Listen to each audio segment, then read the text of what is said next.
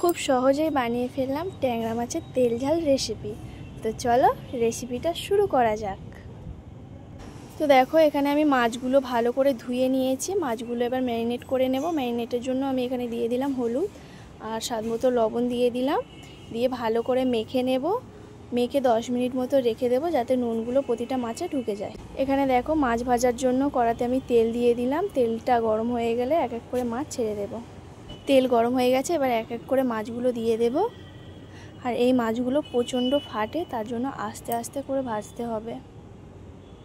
তো দেখো এক পিঠ হয়ে গেছে আমার ভাজা, আর এক পিঠ ভেজে নেব। আর এইভাবে লাল লাল করে ভেজে নিতে হবে, না হলে আঁশটানি গন্ধ ছাড়বে। আর প্রত্যেকটা মাছের পেটে ডিম আছে। তো দেখো আমার মাছগুলো ভাজা হয়ে গেছে, এবার এক এক করে তুলে নেব।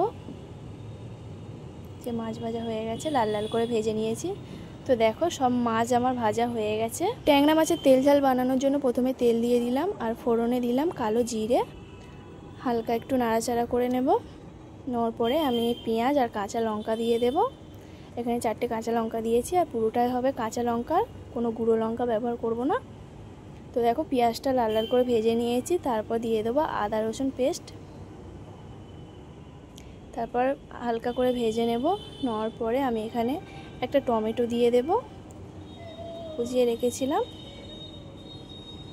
তো টমেটোটা ভালো করে আমি ভেজে নেব যাতে কাঁচা টমেটোর গন্ধটা চলে যায়। তো তারপর দেখো পরিমাণ মতো আমি হলুদ গুঁড়ো দিয়ে দিলাম, পরিমাণ মতো ধনে গুঁড়ো দিয়ে দিলাম, আর স্বাদ মতো লবণ দিয়ে দিলাম। দিয়ে ভালো করে নাড়াচাড়া করে নেব। আর কালারের জন্য অল্প একটু কাশ্মীরি লঙ্কা দিয়ে দিলাম। দিয়ে ভালো করে মশলাটা ভেজে নেব। তো নেওয়ার পরে দেখো আমি এখানে একটু জল দিয়ে দেবো। জলটা দিলাম যাতে মশলাটা একটু গলে যায়, আর টমেটোগুলো গোটা গোটা হয়ে আছে। তো দেখো আমার এখানে মশলা হয়ে গেছে, মশলা থেকে তেল ছাড়তে শুরু করে দিয়েছে। এখানে আমি দিয়ে দেবো আলুগুলো আমি আগে থেকে ভেজে রেখেছিলাম লাল লাল করে। তো আলুগুলো দিয়ে আমি নাড়াচাড়া করে নেব ভালো করে। আলুগুলো কষা কষা হয়ে আসলে আমি এর মধ্যে দিয়ে দেবো অল্প একটু জল, দিয়ে নাড়তে থাকবো। আর যেহেতু এটা ট্যাংরা মাছের তেল ঝাল, তার জন্য তেলটা একটু বেশি দিতে হবে, তেল আর ঝাল। তো দেখো আলুটা আমার কষা কষা হয়ে এসছে, প্রায় সেদ্ধও হয়ে গেছে আলুটা।